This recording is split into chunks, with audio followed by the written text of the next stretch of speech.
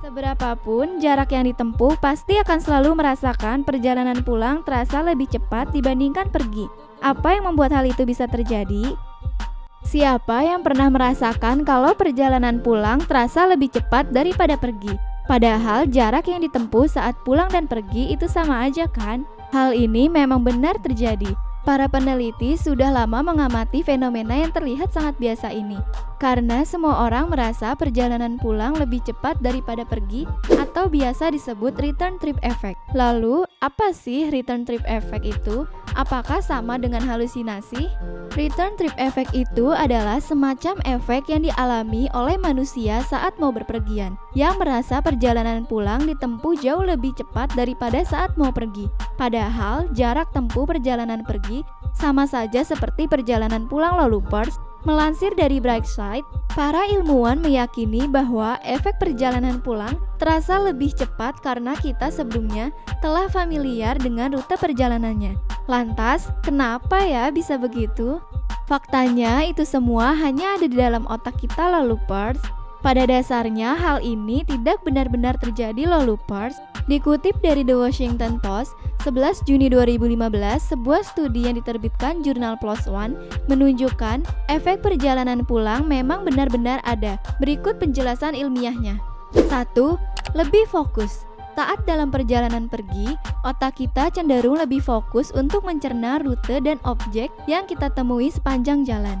Ketika otak kita sedang fokus, persepsi otak kita terhadap waktu juga akan terasa lebih lama. Tapi berbeda kalau kita mau pulang. Jika kita melewati jalanan yang sama, otak kita sudah lebih familiar dan tidak perlu lagi bekerja keras untuk fokus. Sehingga persepsi otak kita terhadap waktu juga akan terasa menjadi lebih cepat.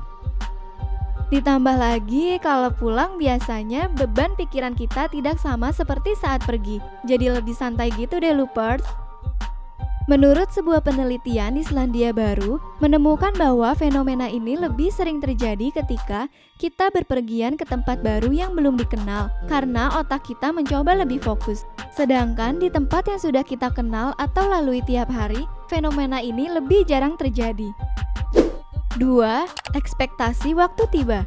Ada pendapat lain mengatakan fenomena ini terjadi karena saat pergi kita memiliki ekspektasi waktu untuk tiba. Namun nyatanya saat di perjalanan pergi seringkali kita temui banyak hal yang membuat kita khawatir sehingga kita terus mengecek target waktu dan membuat efek psikologis bahwa perjalanan jadi terasa lebih panjang.